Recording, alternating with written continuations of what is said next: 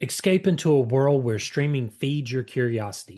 With Curiosity Stream, you get documentaries that spark wonder, ignite discovery, and make learning addictive. Face it, you're curious. That's why you tune into the show. From ancient secrets to futuristic tech, from deep space journeys to microbial mysteries, you'll find Whether you're uncovering cursed artifacts, decoding the cosmos, or exploring the science of memory, Curiosity Stream transforms your screen into the ultimate classroom, minus the pop quizzes. Stream Smarter, Think Deeper, Be Curious. Dive in at curiositystream.com infogo or click the link in the show notes for exclusive offers. Discover the bold, handcrafted flavor of Pete's signature coffee blends, reserve selections, and limited edition roast.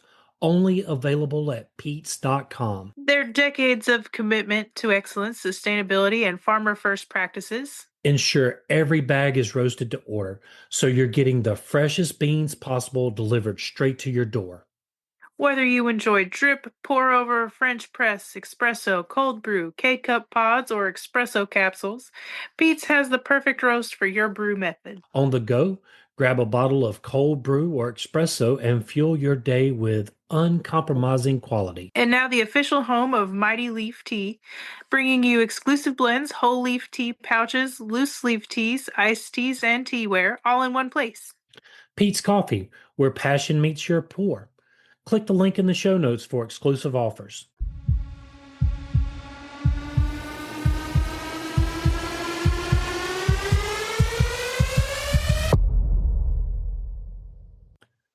Hi, I'm William, I'm Kat, and that makes this Info on the Go. answering questions you want to know. Hey, Kat, you know how Ford changed the car industry, right?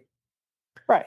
But did you know there were two Ford tractor companies and one had nothing to do with Henry Ford at all? I did not know that. Let's untangle the story of brand confusion, legal battles, and revolutionary farm machines on another tractor themed episode. Ford tractors or Fordson tractors? First, I guess we need to clarify the title to this one. Ford Tractor Company was not affiliated with Ford Motor Company. Wait, what? Yeah, the Ford Tractor Company was a short-lived Minneapolis-based manufacturer that operated between 1916 and 1917, aiming to revolutionize agriculture by promoting horseless farming through the production of tractors. Despite its ambitious goals, the company was mired in controversy and ultimately failed to establish itself as a major player in the agricultural machinery industry. So I guess really we need to give some history behind what we're talking about here. The Ford Tractor Company was officially incorporated on March 15, 1915, by W. Bear Ewing and Paul W. Ford. Prior to founding the company, Ewing had worked in the insurance business and had no significant background in manufacturing or agriculture. The company's name later became a source of controversy, as many observers suggested that it was deliberately misleading. The inclusion of Ford in the company name had no connection to the renowned automobile magnate Henry Ford. Instead, it was named after Paul W. Ford, a local hardware clerk hired by Ewing. Critics argue that Ewing intentionally chose the name to create confusion among consumers, potentially benefiting from Henry Ford's growing reputation in the automotive industry. To develop its tractors, Ewing enlisted the help of designer Robert Kincaid. However, the company's ambitions were overshadowed by Henry Ford's own entry into the tractor market with Fordson. And we'll dive a little deeper into Fordson in just a moment. This move diminished any advantage the Ford Tractor Company might have hoped to gain from its name. The company's internal struggles also became apparent when, on June 19th, 1916, Paul Ford was relieved of his duties, although he continued to receive compensation. Despite its opportunistic branding and early buzz, the Ford Tractor Company, unaffiliated with Henry Ford, was ultimately a short lived venture. Its founders had hoped to capitalize on the Ford name, but the company quickly ran into trouble. The tractors they produced were expensive, underwhelming in performance, and failed to gain traction with skeptical farmers. No pun intended. Meanwhile, Henry Ford's own tractor, the Fordson, entered the market in 1917 with a powerful combination of affordability, reliability, and the real Ford name behind it. The contrast was stark. By 1917, the Ford Tractor Company was all but finished, overshadowed by Fordson's success and burdened by legal issues and poor sales. Lawsuits over the misleading use of the Ford name further eroded its credibility. The company quietly faded into obscurity, a footnote in the larger story of agricultural mechanization. The Ford Tractor Company not only failed in its own right, but also played an indirect role in shaping agricultural equipment regulations. Nebraska farmer Wilmot F. Crozier had a poor experience with a Ford tractor, which contributed to his advocacy for standardized tractor testing. At the time, many tractors on the market failed to meet farmers' expectations, leading to frustration and financial losses. I mean, for sure. Well, I'd be yeah, mad too if my tractor that I just paid a butt ton for wasn't doing good. yeah, I don't know. The Ford tractor, not associated with Henry Ford, were just horrible. I looked up stories of farmers talking about the transmissions, the motor, like, Oh no, absolutely not. yeah, like it was just all over the place with how bad these tractors were. No, that's terrible. Jeez, no, I'd been mad too. I Yeah. don't blame him. His efforts resulted in the passage of a 1919 Nebraska law requiring all tractors sold in the state to undergo standardized testing to verify their performance and reliability. And you know As he what? should. Yeah, and I think we can owe that to the failed, I guess, what do you say, knockoff Ford tractor company? Yeah. This law led to the establishment of the Nebraska Tractor Test Laboratory, which became an industry standard for evaluating tractors. Despite its brief existence, the Ford Tractor Company left a lasting mark on the agricultural industry, not through innovation. But by influencing the development of regulations that ensured higher quality tractors for farmers. Its failure highlighted the importance of trustworthy branding, product reliability, and consumer protection in the rapidly evolving world of agricultural machinery. The Fordson brand was used for tractors and trucks made by Henry Ford and Son Inc. from 1917 to 1920, known then as Ford Motor Company in the US and Ford Motor Company Ltd. In the UK from 1920 to 1928 and later. The Fordson tractors gained popularity much like the Ford Model T did with cars. They were reliable, affordable, and widely available, which helped many farmers switch from using horses to using tractors for farming.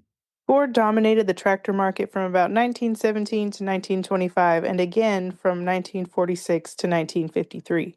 It was also the only company to sell cars, trucks, and tractors at the same time between 1917 and 1928. Factoid. We love factoids. We do.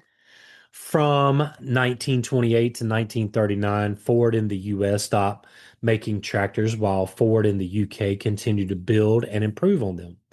In 1939, Ford in the US returned to the tractor market with a new model under the Ford brand, but the UK continued using the Fordson name until 1964.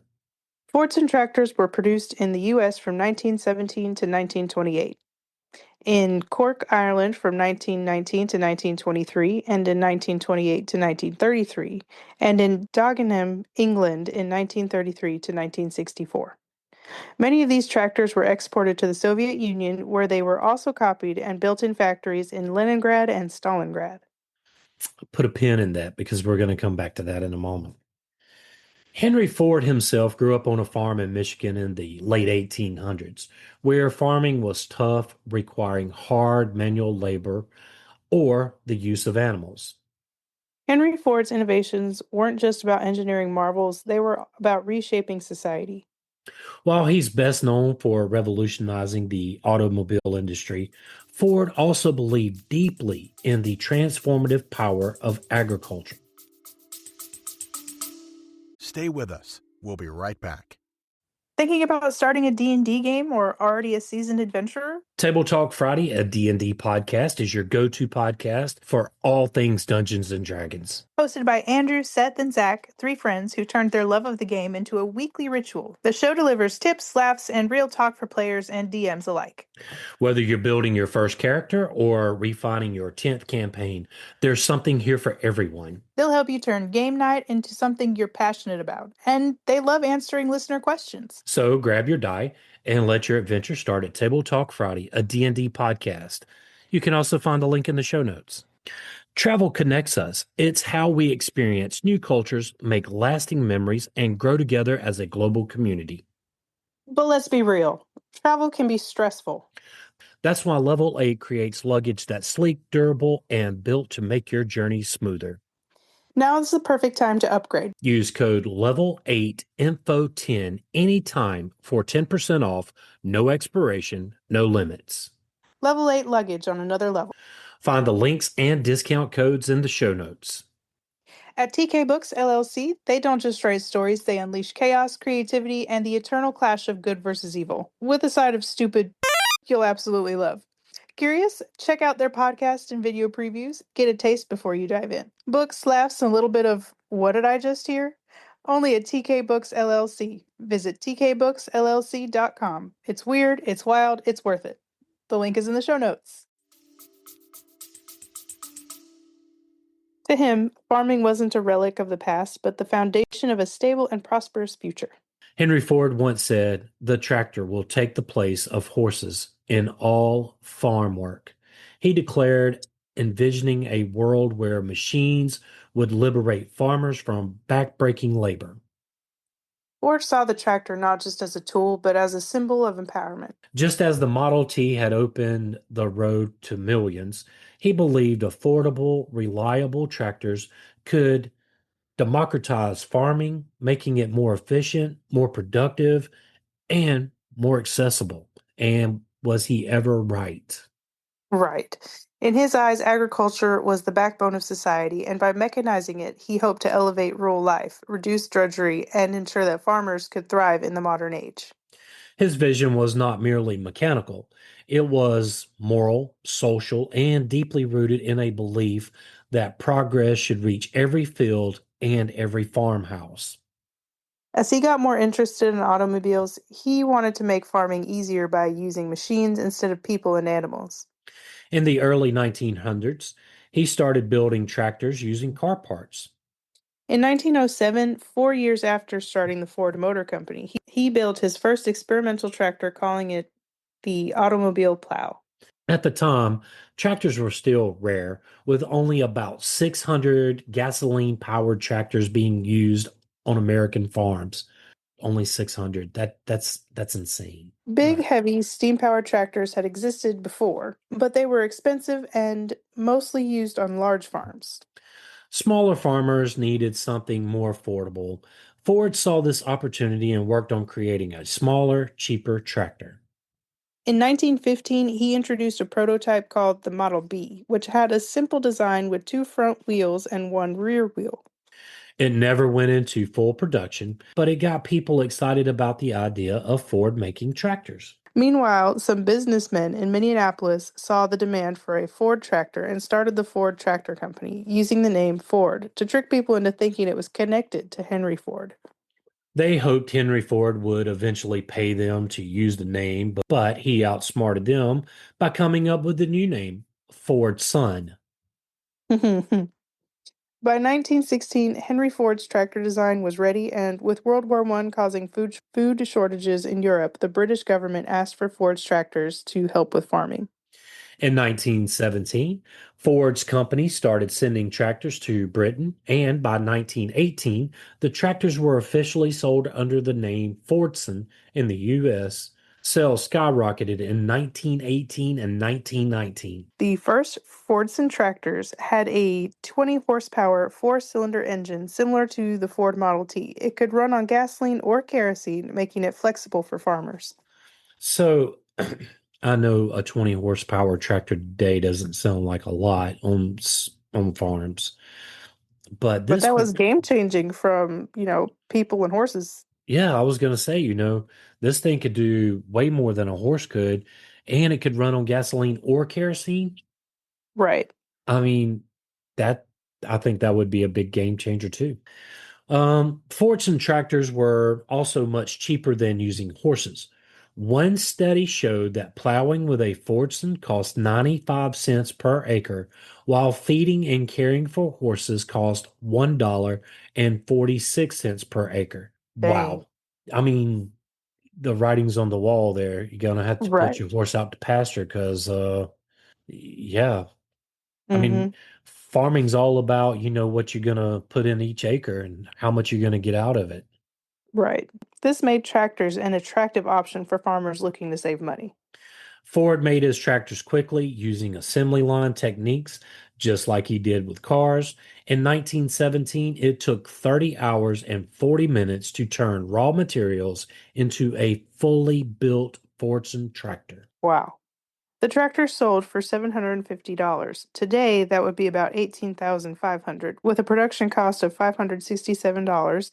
Today, that would be about $15,500, giving Ford a profit of $182 per tractor. Today, that would be about $443. Henry Ford was making bank off of tractors. He was. Soon, Fordson tractors were being built in factories across the U.S. and even shipped in parts to other states to finish the assembly. Despite some early problems like overheating engines and reliability issues, the Fordson became the most popular tractor in America. By the mid 1920s, over 500,000 Fordson tractors had been built, and Ford controlled more than 70% of the U.S. tractor market. Wow. Wow, that is huge. That is huge. I can't imagine that. During both World War One and World War Two, as men left farms for the front lines, women stepped into roles traditionally denied to them, including operating tractors. Yes. I mean, well, women were doing a lot of things, especially during World War II, like factory work and a lot of stuff, because all the guys were out fighting. And Mm-hmm. and I know we're gonna do one on that era and time, but that really started to open the doors for a lot of women and showed that they could actually do jobs that men could do, and sometimes even better. Right. All right. In Britain, the Women's Land Army became a vital force in keeping agriculture alive, and fortune tractors were central to their efforts. I bet. I mean, to step out doing farm work, I can imagine that was a big help for them.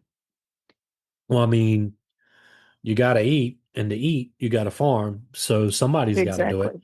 Right.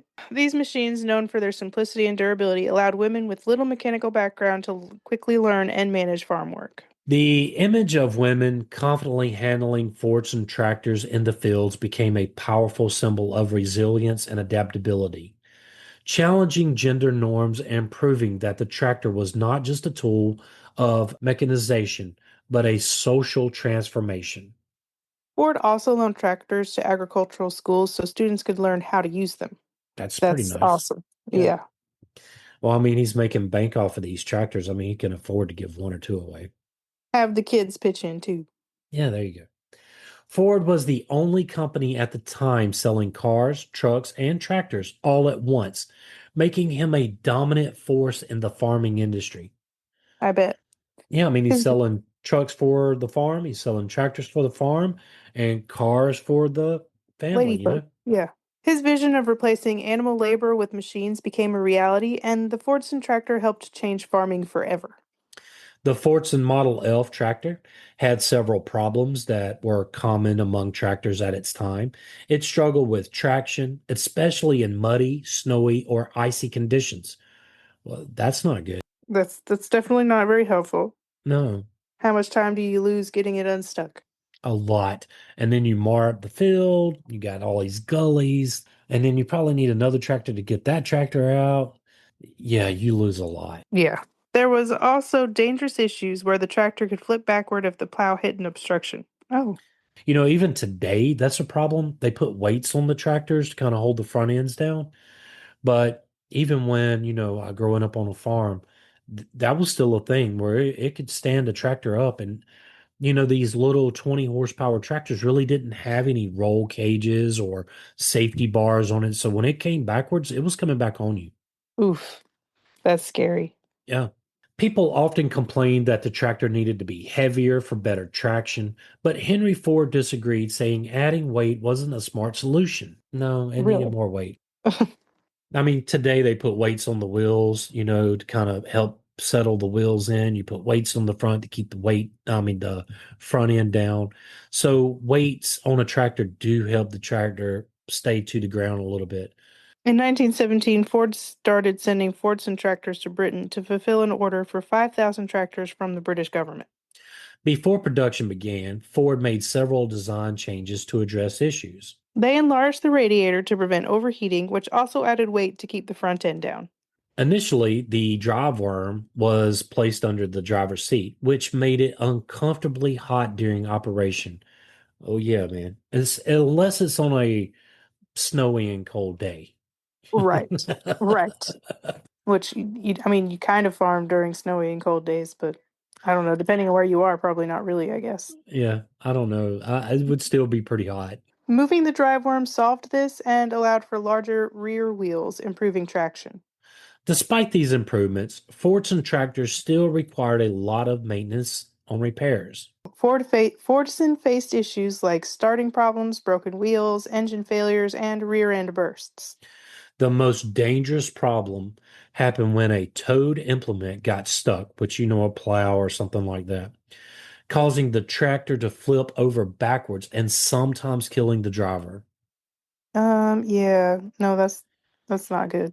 Yeah, nowadays they have these safety bars. In our tractor pulling episode, how we talked about the cages they instruct. Well, now Mm-hmm. they have these safety bars where the tractor, if it flips backwards, it'll just stay upright instead of coming back over on top of you.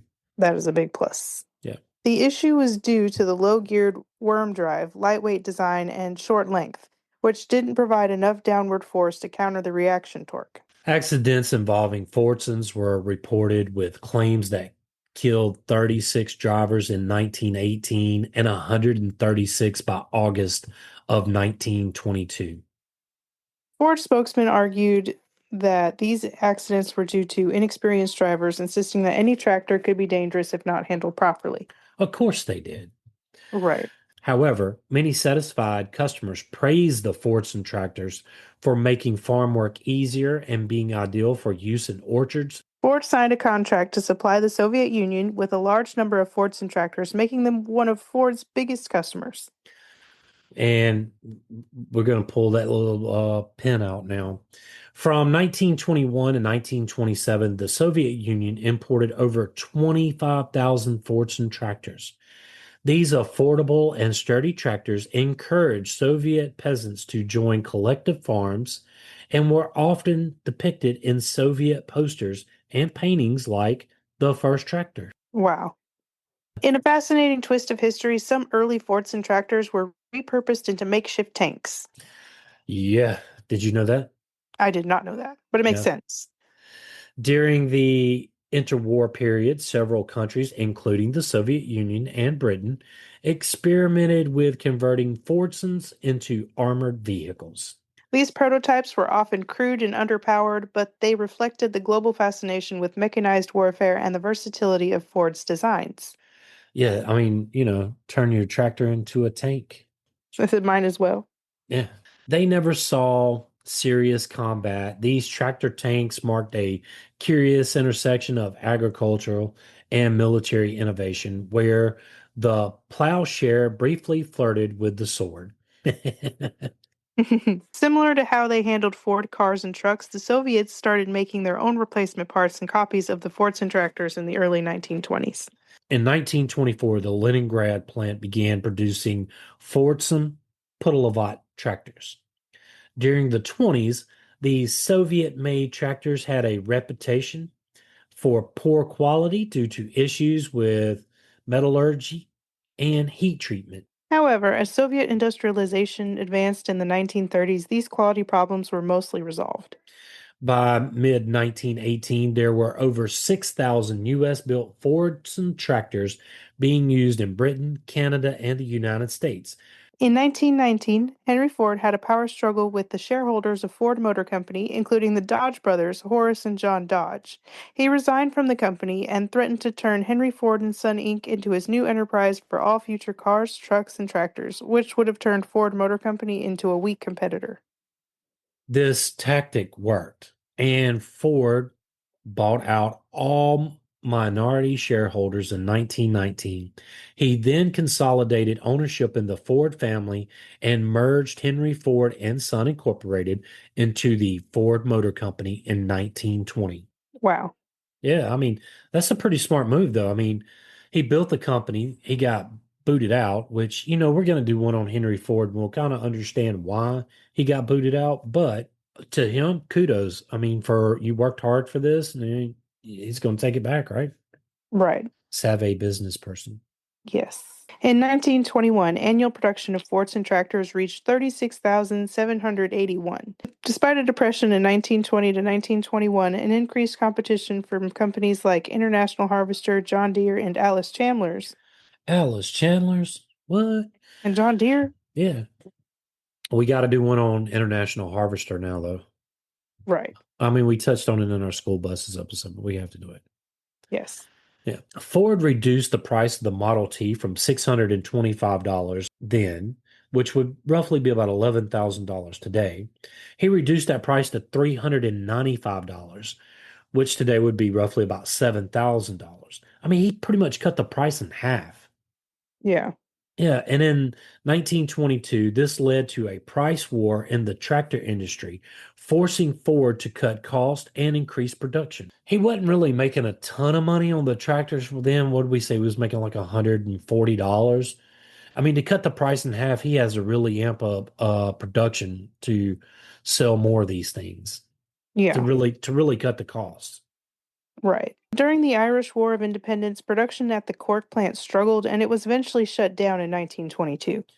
By 1925, Ford had produced its 500,000th Fordson tractor, and by 1927, total production had reached 650,000.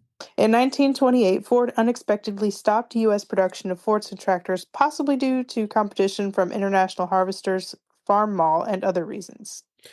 Ford of England restarted production at the Cork plant, and from 1930, Fordson tractors were imported to the U.S. from Cork. The Dagenham plant in England opened in 1933, taking over production from the Cork plant. After 1928, U.S. imports of Fordson tractors were limited, disrupting the business of Ford dealerships and aftermarket equipment makers. Many of these firms formed a conglomerate called the United Tractor and Equipment Corporation, which made a deal with Alice Chandler's to build a substitute tractor. However, the deal fell apart during the Great Depression, and imports of Cork-built and later Dagenham-built Fordsons resumed. In 1938, Henry Ford collaborated with Harry Ferguson, an Irish engineer and tractor innovator, to create a new advanced tractor. Ferguson, renowned for his innovation of the three-point hitch system, which is still a groundbreaking method of attaching implements to tractors, dramatically improved the efficiency and safety of farming equipment. Their partnership led to the development of the Ford 9N tractor, introduced in 1939. This tractor was the first production model to feature Ferguson's revolutionary three-point hitch system, which soon became an industry standard. However, the Ford Ferguson collaboration encountered challenges. In 1947, following Henry Ford's death, the new management at Ford decided to end the handshake agreement with Ferguson. Despite this, Ford continued producing tractors under the 8N model, which was quite similar to the N9, but without Ferguson's direct involvement. Ferguson sued Ford for patent infringements, seeking substantial damages. The lawsuit was ultimately settled in 1952, with Ferguson receiving approximately $9 million. Dollars. And today that would be roughly about 104 million. Wow. Yeah, I mean, that three-point hitch system was revolutionary. I mean, it is still used today. Right. I don't blame Guy for, especially if they didn't honor the handshake agreement. After parting ways with Ford, Harry Ferguson merged his company with Massey Harris in 1953, forming Massey Ferguson. Now you know where it came from. This new entity quickly became one of the largest tractor manufacturers globally. If Harry Ferguson had never left Ford, there would be no Magus Ferguson tractors today. They outdid the Ford tractors. Most small farms kind of went to Massey Ferguson instead of Ford. Yeah. Ferguson's innovative contributions had a lasting impact on the success of Ford's tractors and the broader agricultural machinery industry. Ferguson also invented a hydraulic system that allowed farmers to change the height of their plows. Another revolutionary thing at the time. Right. Despite ending U.S. production of Fordson tractors, the Roaring Twenties were successful for Ford Motor Company. Henry Ford's new car and truck models, the Model A, were also very successful. The success of Fordson tractors continued at Ford LDT in the UK, even though it ended in the U.S. Ford does not currently manufacture tractors. In 1991, Ford sold its tractor division to Fiat, an Italian company known for its diverse industrial portfolio. Hmm. Yeah, I didn't know that either until we got into this. Right. After acquiring Ford's tractor division, Fiat rebranded Ford branded tractors as New Holland tractors. Now you know that too. Right. This strategic move allowed Ford to concentrate on its core business of building cars and trucks, a decision that proved successful for the company. The sale of Ford's tractor division to Fiat was part of a broader plan to streamline and consolidate Ford's primary automotive business. As part of the agreement, Fiat was required to cease using the Ford name on tractors by the year 2000. During the transition period, New Holland, under Fiat's ownership, was permitted to use Ford's branding until 1999. Fiat's acquisition and rebranding of Ford's tractor division have since resulted in New Holland becoming a prominent name in the agricultural machinery industry.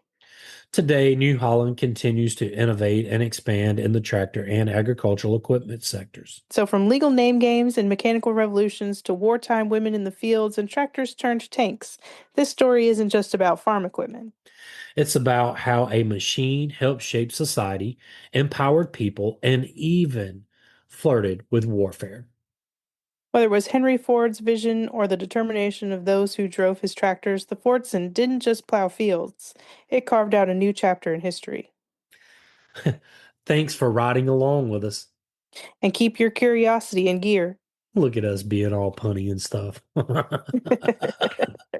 I mean, there was a lot of factoids in here. I mean, I know you don't really get into the tractor thing and I do find it interesting. I guess this was fascinating, was it or was it not?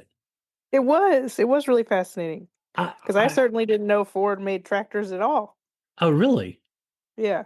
Oh man, I mean, This is all Ford, very educational. I was like trying to really take it in. yeah, the Ford tractor and before the Great Depression it was the standard of small farms because before then they didn't have small tractors for small farms. It was big tractors for big farms, and Right. they were still doing a lot of stuff by hand.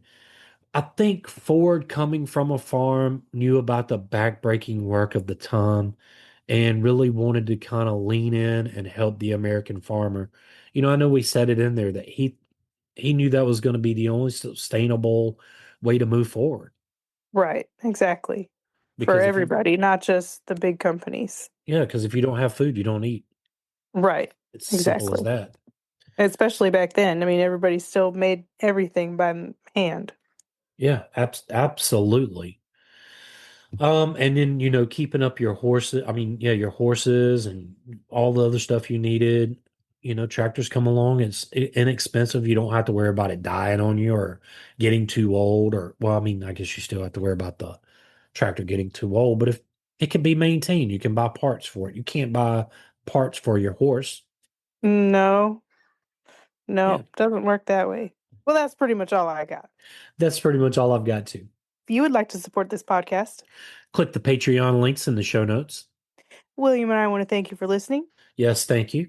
Join the Facebook group at Info on the Go, Share with us your show ideas. or ask us a question. Subscribe and follow us wherever you get your podcast.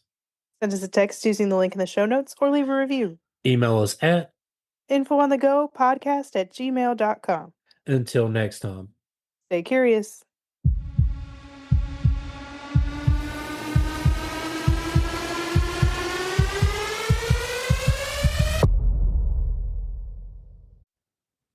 Hey everyone, I want to tell you about Georgia Boots.